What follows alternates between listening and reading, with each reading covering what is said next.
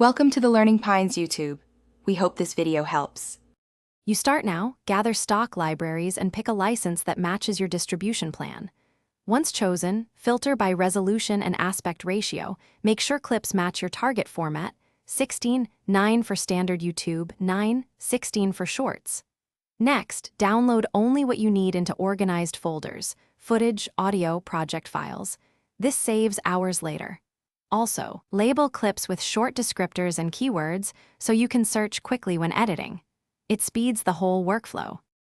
Once your clips are organized, build a rough cut to establish pacing and story. Sync stock B-roll to your narration or script beats. Make sure to color match disparate clips with a single LUT or adjustment layer and stabilize shaky footage before trimming.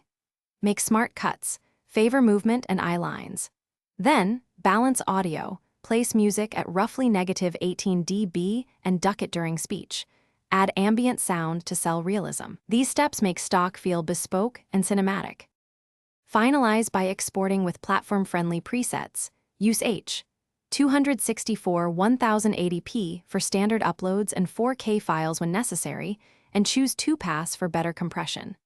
Before publishing, double-check license terms to confirm monetization and edits are allowed. This prevents takedowns.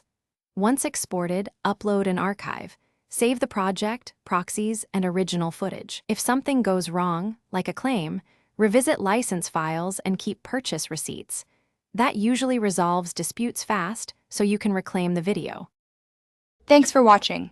Consider subscribing if we helped you.